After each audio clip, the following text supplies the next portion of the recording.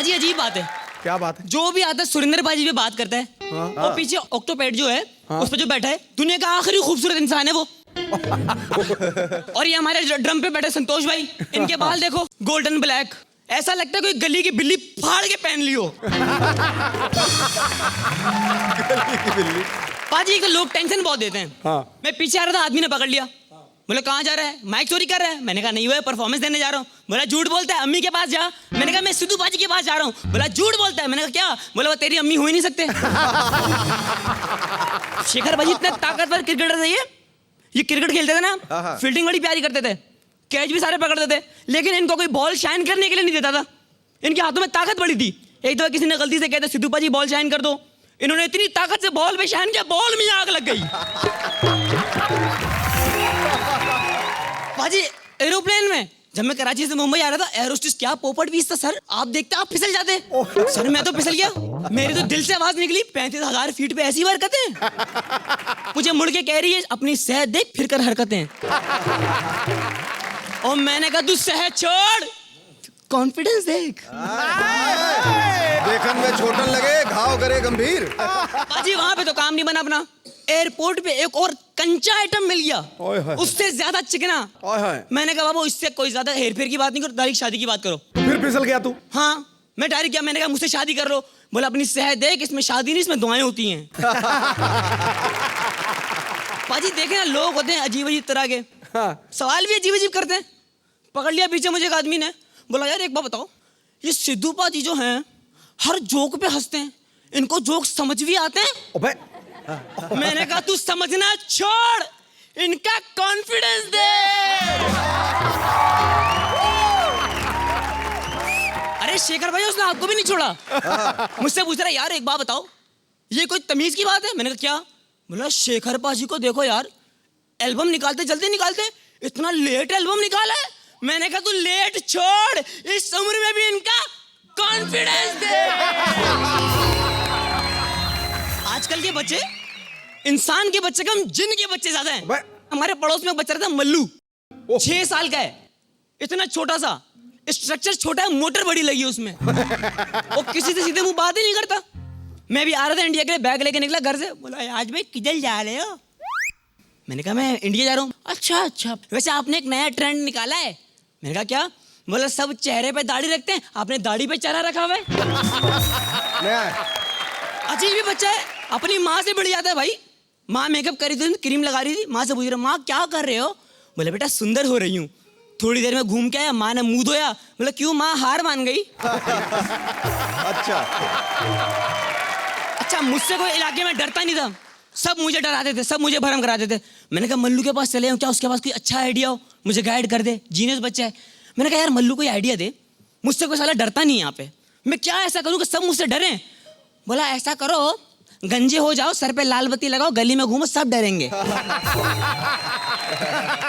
अच्छा ये तो बच्चे थे, बुड्ढे तौबा अल्लाह, तौबा तौबा। लड़की किस तरह देखते हैं?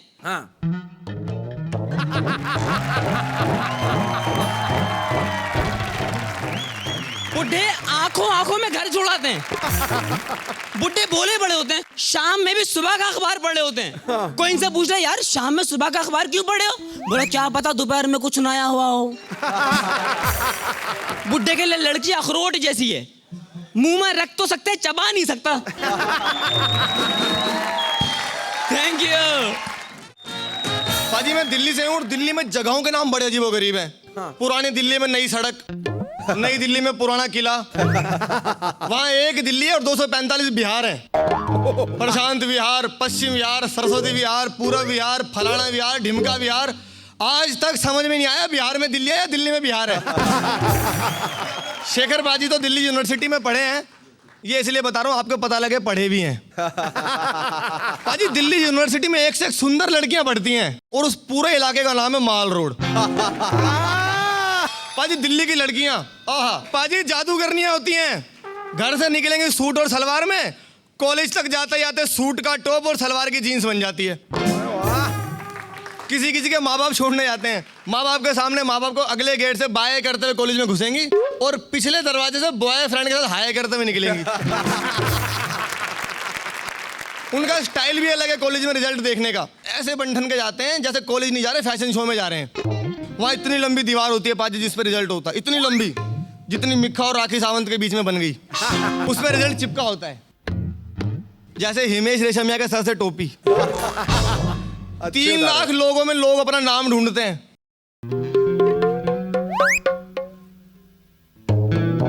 वो ऐसे ढूंढते हैं जैसे अमेरिका वाले दुनिया के नक्शे पे तेल के कुएं ढूंढ रहे हो। बहुत अच्छा, बहुत अच्छा।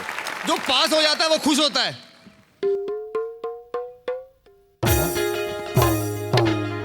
वो ऐसे खुश हो रहा है जैसे तुषार कपूर को हॉलीवुड की पिक्चर मिल गई हो। बहुत खूब। अच्छा, आप लोगों को ऐसा लगता है कि सिद्धू भाई हंसते हैं तो इनके अंदर दर्द नहीं है? अभी पिछले दिनों मुझे मिले दिल्ली में। मैंने पूछा पाजी एक बात बताइए, अमेरिका को देखिए अपनी दादागिरी चला रहा है, जहां देखो इराक पे, अफगानिस्तान में, जहां मर्जी हमले कर दे। उनको आप क्या सीख देना चाहेंगे? पाजी खड़े बोले, गुरु इनको सीख से बात नहीं बनेगी, पूरा बांस देना पड़ेगा।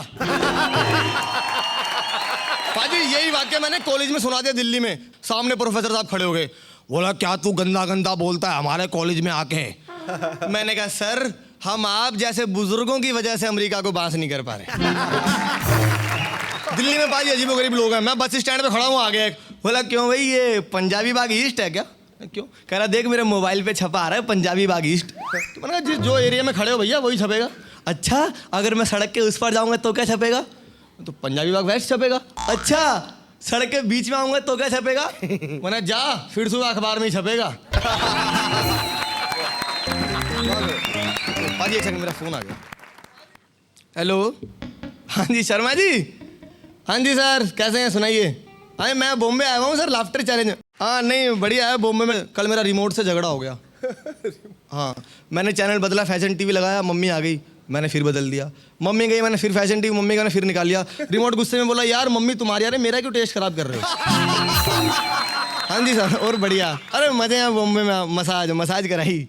गया मसाज की दुकान पे, बोला हिंदी स्पीकिंग गर्ल 400 रुपये और इंग्लिश स्पीकिंग गर्ल 700 रुपये। पाजी मैंने 100 रुपये में कराई साइलेंट मसाज। थैंक